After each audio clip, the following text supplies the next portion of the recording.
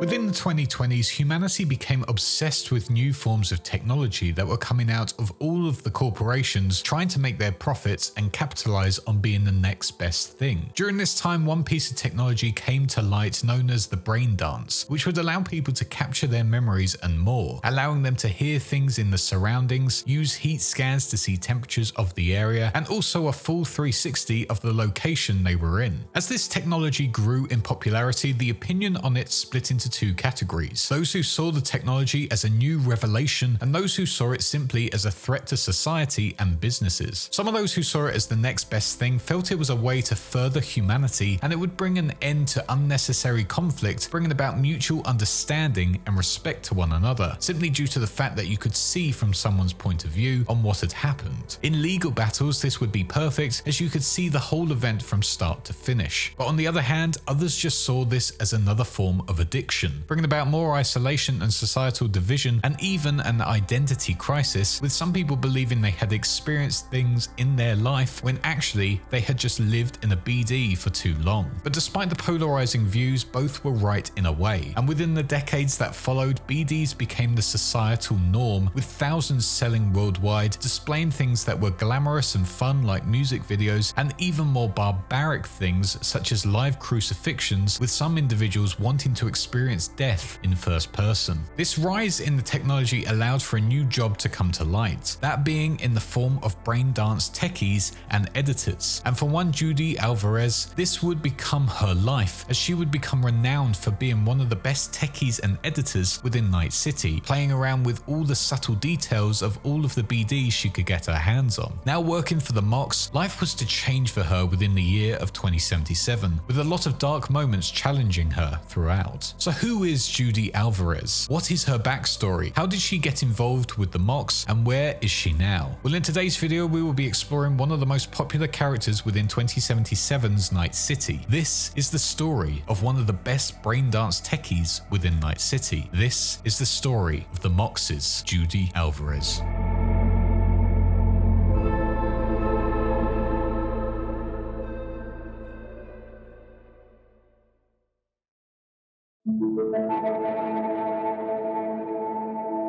The world was in the decade of the 2050s, and Judy Alvarez was born within the small rural outskirt town of Laguna Bend, just outside of the heart of Night City. Sadly for Judy, her father was never present within her developing years, meaning she was only raised by her mother. But unfortunately, once again, this was not to last long, as Judy would also go on to lose her mother when she was just a child, leaving her completely on her own with none of her parents left. Now living with her grandparents, she would be raised by them. However, it was quite clear that Judy did care deeply for her mother and that she must have been a good parent, because even in her later years, Judy still carries a picture of her around at all times. But as Judy has said before, that was a long time ago, and unfortunately her full memory of her has now gone, with the only thing left being just that one photo. Whilst living with her grandparents under their care, her grandfather was one of the first to embrace the world of the Braindance, being a fully trained techie, and with his vast knowledge went on to teach Judy everything he knew about the industry and technology. Not only that, but he would also go on to tell Judy a vast array of stories from his life and his career, which Judy absolutely loved hearing on a regular basis. On the flip side, however, her grandmother Anara was a bit more feisty, with a very high temperament towards her husband and everything else, something that Judy saw on a regular basis and something that Judy herself seemingly inherited. But life wasn't completely isolated for Judy as she lived with her grandparents. In fact, a lot of the time within her hometown, Judy would indeed hang out with the other kids, with them playing street hockey on rollerblades, or a game they would name as Max Tack and Psychos. But whilst Judy wanted to make friends with this group of kids, a lot of them would laugh at her and mock her for not having parents and being from a poor household. But Judy, whilst hurt by these comments, would hold her head up high and try to ignore them on a regular basis, taking herself to places like Flo's Diner to go and eat their tasty burgers, although saying that it was the only place they could eat within the town, so whether the food was actually good or not was hard to judge. There was, however, one person Judy constantly had her eye on during this time, and that was one girl named Jenny Chapman. Jenny Chapman was renowned for going around town with her toy doll, and Judy had noticed this, and around the year of 2057, Judy would go on to steal Jenny's doll, as Judy thought they were stupid and only losers would play with them. But Judy had other intentions by doing this, and that was to ultimately get Jenny's attention and for her to finally notice her. To do this, Judy would propose that she would actively try and help her to find the missing doll, but sadly in the end neither of those things happened, and Jenny would continue to not know or really care for who Judy was. Only one other thing within her town really was of interest to Judy, and that was the church centered right in the middle of it all. Judy wasn't really religious in any sense, but she still went to the church on a regular basis because she was intrigued by the way the building looked, always believing it looked too old and out of place compared to all of the other buildings around it. At one point in her childhood, Judy snuck into the church when no one was around and stood at the main altar wondering what went through the mind of the priest that stood there when he looked up at his congregation sitting waiting for him to speak. It made Judy question what people thought about and if it was possible to read the minds of others, to get to know them fully and what they get up to on a regular basis. After a while contemplating all of that, Judy then went on to scream at the top of her lungs to see what the acoustics were like. But the echo of the building returned her scream, and because of it, it scared Judy as she ran out of the church, believing it was all of the guilt she felt for having a crush on Jenny, and after screaming it out, it had bounced back to hit her. The decade had now ended, and it was now the 2060s, and Judy's hometown of Laguna Bend had now been bought out by the NC Dam Limited around the year of 2062. With this new purchase of the land through a lot of force, the residents were thrown out of the area and forced into homelessness, as the corporations had new plans to transform this whole area and region into a reservoir. But before all of this, the residents formed into groups of protesters, with many of the residents still remaining within their homes during the many months, refusing to move for this corporation. But eventually they were outed from their homes by the law and the corpo's troops. For Judy and her grandparents, they were forced into finding a new place to live within Night City this time, as they were going to find an apartment in the heart of the metropolis. For a while this worked for them. However, Judy's grandparents knew what they liked and liked what they knew, and the fast-paced, brutal nature of Night City was not sitting right with them. They absolutely hated everything that was around them and could not bear to live there anymore. After a couple of years living in the small apartment, Judy's grandparents, knowing she was old enough to look after herself, left the apartment and the city as a whole to find a place that suited their needs and was calmer as a place. Here they would go on to move north to Oregon, saying their goodbyes to Judy, who remained in her Night City apartment. At just the age of 16 years old, Judy was embracing life living within the city. The neon lights shone bright, opportunity was around every corner, and her skills she had learned from her grandfather were coming in handy. However, it didn't take long before Judy unexpectedly met with the NCPD in an unfortunate circumstance where she was convicted and detained for stealing a city fire truck. Judy hadn't in fact stolen this truck and had only found it in her travels, abandoned within a scrapyard. When finding this fire truck, Judy would go on to use this as an opportunity to fix it up and potentially use it for herself, and after half a year she had made good progress. However, by that point the police had found her with the vehicle and thus arrested her for stealing it and trying to hide the evidence. A few years went past and Judy tried to sue the law force for what she had thought was an unlawful juvenile arrest. Judy was adamant she had a claim and immediately sought out a lawyer to hit back at the city council and get just compensation from the years she had been trapped by the NCPD. But unfortunately for Judy, the lawyer she contacted dismissed her case, saying that it was an extremely difficult one to win, and honestly in the end it was not worth the trouble. With the council seemingly working against her and even a lawyer she was willing to pay not looking like she fully believed her, Judy dropped her claim and tried desperately to get back on with her regular life within the fast-paced Night City.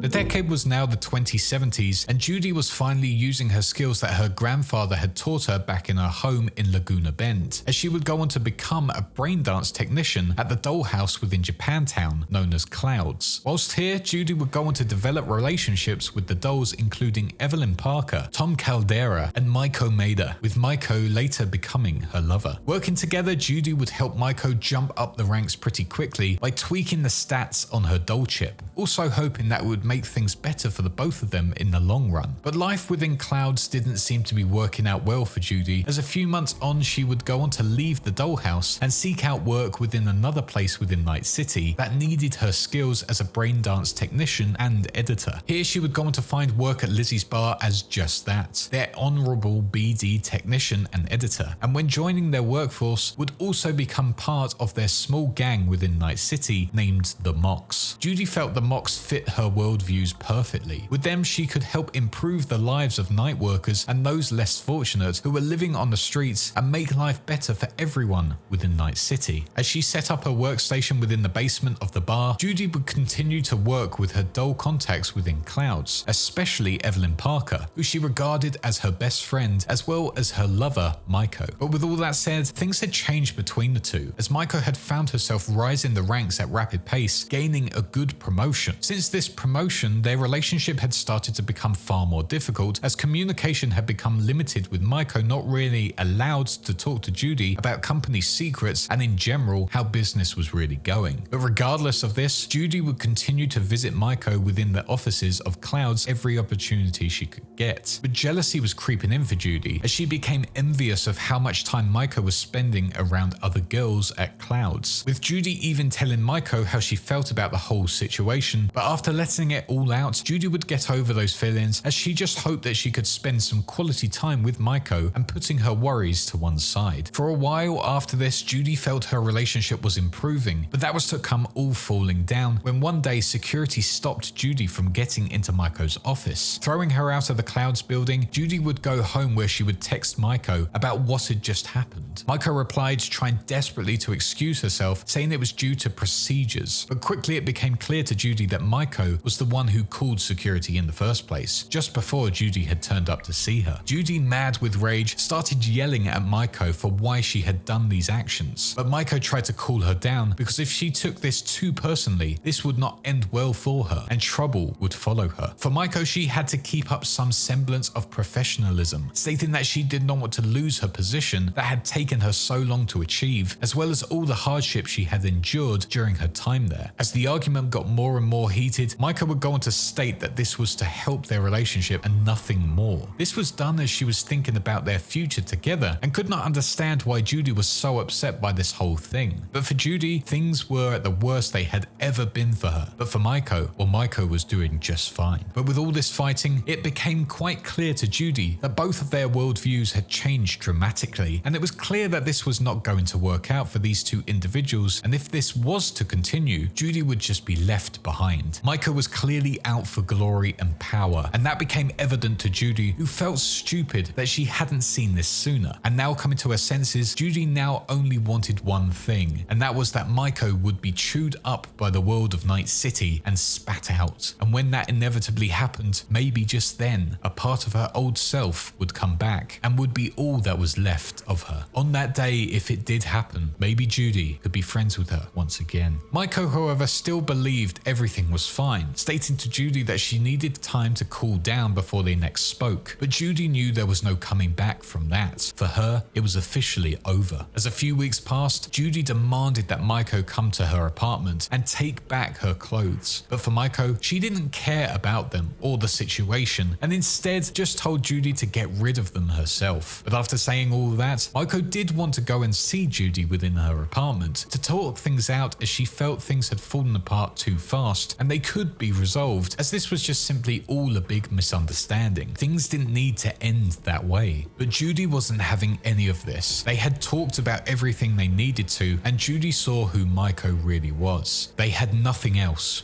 to talk about. Judy knew full well that Maiko was going to do what she did best, and that was creating false promises that definitely wouldn't work. Maiko, angry that Judy was unwilling to talk about this, stated to her that she could just toss her clothes out of the window for all she cared, and if there were any left within her apartment, she could just take them to the people on the streets and give them out to the people that needed them. But Judy just simply stated that she would just rather burn them.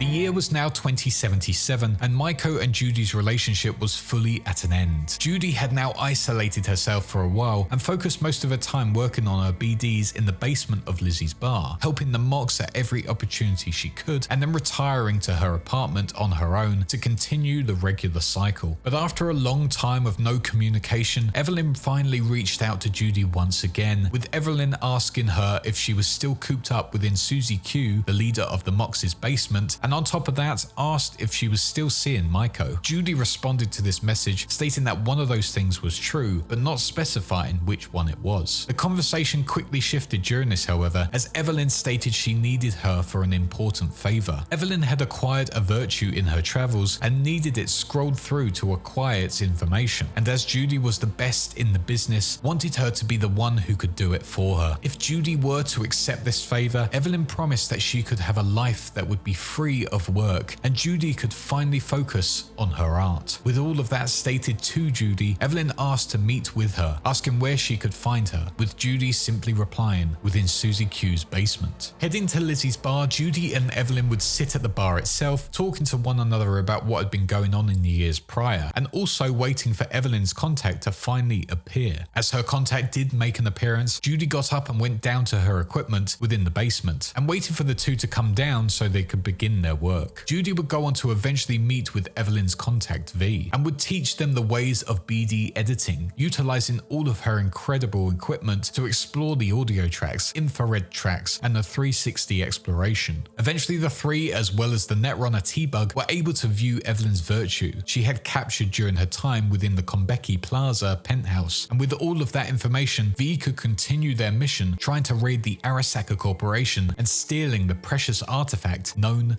as the relic. For Judy, this was a worrying gig for her, as she knew whatever those two were up to, it only brought trouble to her doorstep, and if they continued down this path, all of them, including T-Bug, would end up dead. Evelyn stated that everything was going to be fine and that no one was going to come looking for her. Judy reluctantly accepted this, however, just to make sure when creating V's profile, she would make sure that any information going out there would never link back to Judy, allowing her to continue on with everything she did within her safe haven of the Lizzie's bar basement. For V and Evelyn, however, the heist was an utter failure, with Arasaka on high alert searching for them, accusing the ones involved within the heist being the ones who killed Saburo Arasaka. This wasn't true, as it was in fact his own son Yorinobu, but that didn't matter. For V, Evelyn, and the fixer known as Dexter Deshawn, Arasaka was on the hunt. During this, Evelyn would be cyber attacked and brutally abused, eventually being sold to the scavs who would abuse her body and tamper with her cybernetics. V, luckily surviving but now living within the dying body, helped Judy to go on to find Evelyn and rescue her from her horrible barbaric fate, and took her back to Judy's to rest up and hopefully get better. But sadly, despite now being safe in the arms of Judy in her apartment, Evelyn would commit suicide whilst taking a bath in Judy's tub, after remembering everything she had experienced and finding it all far too much to handle. Judy immediately contacted V, who had helped her find Evelyn in the first place, and got them to come round to help her with the body. Moving Evelyn to the bed to allow her to look more dignified, Judy desperately tried to call the police to get them to come down and grab the body, but the police were in no rush to come down, telling Judy to just wait. Mad with rage by this response, Judy stated that she would commit a crime to speed them up, and quickly hung up on them, knowing it was pointless. After this tragic event for Judy, she now had a new plan, and that was to go back to Clouds and speak to their unofficial manager about Evelyn's fate, as well as the club's current status, and ultimately confront Evelyn's rapist and the man who sold her to the terrifying brutal Ripper Doc known as Fingers. This man would be Oswald Forrest, a henchman of the Tiger Claws and the formal manager of Clouds. With all of this information, it was time for Judy to go and see her ex, Maiko, Maiko about how they could run the Club of Clouds for themselves, offering her a role in all of this. After coming face to face with Forrest, Judy, V, and Maiko, as well as the Cloud dolls Tom and Roxanne, joined together within Judy's apartment to discuss plans of taking out Hiromi Sato, the owner of the club, and with him gone, they could finally take over Clouds from the Tiger Claws and own it themselves. However, Maiko had other plans, and that was to take out Sato, take ownership of the club, but still keep the Tiger Claws as protection. This did not sit well with Judy, however, as the Mox had a bad past with the Tiger Claws faction, and siding with them might not have gone down well with the people that took her in the first place at Lizzie's bar. In the end, Judy's path would be shaped by the help of her new friend of V. With their help, she could go on to take over the whole of Clouds by challenging the leaders of the Tiger Claws, as well as Maiko, who sort out the leadership for herself, or V could turn their back on Judy and side with Maiko and her deal, taking the club for herself and keeping it under the protection of the Tiger Claws. On top of that, if V were to be loyal to Judy, a great relationship could be forged between the two, one that was built up through a lot of trust and respect, where Judy could seek solace through them. Maybe a chance for Judy to form a loyal relationship that could last for years, unlike her previous one with the power-hungry Maiko, or at least a good relationship where they could share what they're up to on a regular basis. If V and Judy got together after all of the events they both shared, the two would be seen having breakfast together on a video message, with Judy outright stating that she is happy for the first time in her life. However, if the two were not to come together in a romantic relationship, Judy would use this opportunity to travel the country, to go and see different cities all over from Seattle to Boston, and to embrace the independence she had earned after years of living in the stressful world of Night City. In the end though, regardless of what happens to Judy, she will be forever known as one of the best BD techies and editors within Night City, who has become a legendary team member of Lizzie's bar and the gang of the Mox. Without her help, V could not have gone down the path they went down, and has helped them in more ways than one. From a tough childhood to a tough time within Night City, the world is now her oyster, and what she does in the years to come is up to her. But it's quite clear that she still has a passion to make a difference, helping people along the way, especially night workers and dolls. What the future holds for her, only time can tell. But through the help of V and their friendship, Judy has finally opened up to what happened within her past and how that has shaped her into who she is today. And maybe now she can embrace everything she has gone through and become a legend wherever she ends up. But for now, this has been the story of one of the best Braindance techies and editors within Night City, known only as Judy Alvarez.